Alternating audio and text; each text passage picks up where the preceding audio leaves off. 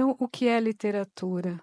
É uma antiquíssima vontade, necessidade, desespero do humano dar conta do enigma que é a vida.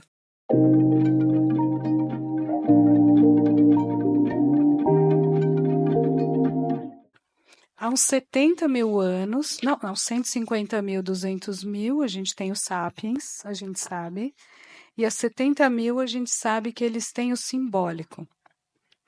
Tem pintura, né? Pintura na caverna, e depois de muito tempo, aos 4, 5 mil, a gente tem escrita, a gente tem a litera, que é a base da literatura, que é a palavra escrita. Cada vez mais você vai dominando as suas próprias maneiras de se expressar. Então, o que é literatura? É uma antiquíssima vontade, necessidade, desespero do humano dar conta do enigma que é a vida. Né? E já pegando o gancho com Freud, né, esse texto clássico dele sobre psicanálise e literatura, a tese básica do, né, escritores criativos e devaneios, como o título diz, o que é você criar? É esse play, né? Como diria o Winnicott, esse brincar é o melhor sentido do brincar e a realidade do Winnicott. O que é, não só os escritores, o que é um fim de análise, ousaria eu dizer? É você descobrir o seu brincar. Onde você pulsa, onde você brinca. O que é divertido para você? O que te dá barato, assim, né? Que é a pulsão, que é onde você, como diria Lacan, né? Onde você goza o gozo bom. Não sei se Lacan diria isso muito, mas assim, eu estou arriscando aqui, estou brincando também com as palavras, né? E aí, onde é gostoso nesse sentido, é onde um adulto se realiza, podendo brincar. O Picasso pintando, fazendo cerâmica, o Jacques escrevendo 15 livros em poucos, né? Alguns anos, 20, vai. 13 anos. O Zé Eduardo também brincando, e eu também, né? Nós três aqui temos isso em comum. A gente brinca com as palavras e brinca com as letras, qualquer que seja o lugar. Então, o que é um escritor? Aquele que brinca especificamente em fazer narrativas. Mas a gente faz isso sempre. No divã, a gente faz isso, recria narrativas da nossa história. Quando você conta uma história para um filho e você inventa, canta uma música, somos todos escritores e criativos. Um cientista, quando ele desenha uma nova episteme, um Galileu, quando ele vê o universo de outro jeito, ele consegue criar, imaginar uma outra maneira de ver a realidade que ninguém está vendo. Então, isso, né? E toda noite nós, como, né, eu até falei para uma entrevista que saiu no jornal, acho que hoje mesmo, né? Foi hoje mesmo. Somos todos cineastas também, porque a gente produz sonhos. Então, somos criação, não tem como. Se você não está criando e está repetindo muito, aí você fala: opa, pulsão de morte repetitiva, sai daqui, que esse corpo, essa mente não te pertence. Eu acho que é mais ou menos isso. Agora, quando a gente fala de literatura, fundamentalmente, a gente também está falando no uso das palavras, né, Maria? E para a psicanálise, e aí a gente pode abrir essa conversa, o que interessa mais são as palavras ou, de certa forma, o silêncio entre elas? Porque tem aquela coisa da Clarice, que tem uma frase dela, né, que é do... Eu gosto muito dessa frase, até usei numa epígrafe de um livro meu, que é: os fatos são sonoros, mas entre os fatos, a frase mais ou menos é essa: existe um sussurro, e é esse sussurro que me interessa. Isso ela dizendo. E você sabe que eu fiz, como você mesmo colocou no começo, um doutorado inteiro para chegar nesse sussurro. E o título ficou No Limiar do Silêncio e da Letra. E tem uma frase em Água Viva. Esse livro ele vai pegar os últimos 3 romances da Clarice. Então tem Água Viva, A Hora da Estrela e Um Sopro de Vida. E nos 3 é muito claro esse movimento, ela explicita uma espécie de tese do fazer literário, que ela diz: não me interessa a linha, eu quero, com as palavras, pegar a entrelinha, é o que está entre. Que é. Aí eu juntei, né? E esse é o trabalho com toda a teorização do Lacan, real, simbólico e imaginário. De alguma maneira, a gente, na análise, a gente trabalha com as palavras e, mais do que tudo, com os significantes, aquilo que insiste, aquilo que repete, aquilo que é o dito e também aquilo que não é dito, ou aquilo que sai torto ainda, que você vai precisar, às vezes, 1 ano, 2 anos para se escutar qual era a entrelinha que estava oculta, onde que estava recalcado, qual é a palavra, qual é o nome, ou o nome próprio, né? São marcas que têm que são significantes, como o nome diz, né? Tem ancoragem, tem peso, tem lastro. E às vezes isso está para fora do verbal, curiosamente. Mas se enlaça com ele, né? Porque aí você tem aquele nó borromeano, você tem aqueles 3 anéis.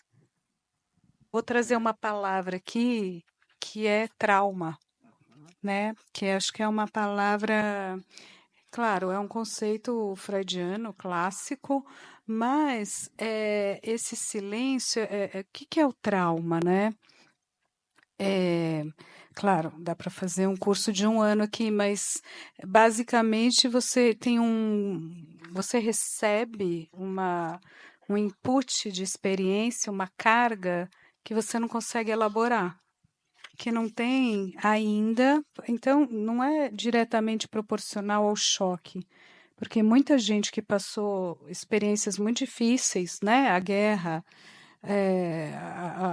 uma violência no corpo, olhar uma morte de uma pessoa próxima, uma violação do seu ser, uma parte vai ficar traumatizada, a outra não vai necessariamente. Então, não é só diretamente proporcional ao impacto da experiência, é o que aconteceu comigo diante do que houve, né? O que se transformou em mim diante do evento. E isso eu não tinha, talvez, palavras para dar conta da experiência. Então, quanto menos palavras eu tenho, maior o trauma. Eu faria essa matematização breve aqui, é mais complexo que isso, mas grosso modo eu acho que isso vale. E aí o que é escrever? Qualquer escritor, qualquer texto, ficção, não ficção, é uma tentativa de reelaborar esse silêncio, de reelaborar o trauma, de simbolizar, subjetivar, simbolizar, elaborar, perlaboração, né? Durcharbeitung, qualquer termo que a gente, né? Esse trabalhar através, né? Que é o conceito freudiano, que está em recordar, repetir, elaborar. Então é isso, o tempo todo a gente está falando, falando, falando, elaborando, elaborando, escrevendo, escrevendo. E aí, segunda coisa, você nunca sabe mesmo onde vai dar exatamente. Então, mesmo eu estou começando a fazer uma coluna para um jornal ou um livro, como eu estou fazendo agora, e eu pretendo falar sobre isso, porque isso me tocou. De repente, eu já fui para cá, daí eu já fui dar uma volta, aí eu tive uma ideia, não é? Isso é genial de escrever, porque você tem ideia e nova, que você não tinha se dado conta. Você descobre, sabe quando uma conversa boa ou uma sessão de análise, eu colocaria esse tripé. São os 3 momentos que eu tenho insights, fora os sonhos, fora aqueles individuais, né? Mas com o outro, às vezes conversando aqui numa mesa, que você se dá conta de uma aproximação. Então a conversação, ela é incrível, né? Sabe aquela conversa com amigo no boteco que você fala, nossa, né? Você descobre o mundo. Ou você na sua escrita. É isso que é o encontro com o simbólico e o inconsciente, que é meu e que é nosso. Acho que é o inconsciente da própria relação. A nossa memória não é construída pelos outros, Maria? Então, olha aí, é construída pelos outros e é construída pela gente mesmo. E ela é sempre ficcional, porque aí eu lembro, por exemplo, Valsa com Bashir, que é um texto que é uma história em quadrinhos e também, né, é maravilhoso, assim, e que começa justamente com um sonho de repetição, um sonho traumático, tem cachorros, né? E o autor, que é o narrador, ele não dá conta daquilo e se angustia com aquilo, até que vai indo, e ele entra num verdadeiro processo analítico até conseguir rememorar ele próprio o trauma de uma espécie de, aspas, cuidado spoiler, massacre do qual ele mesmo participou.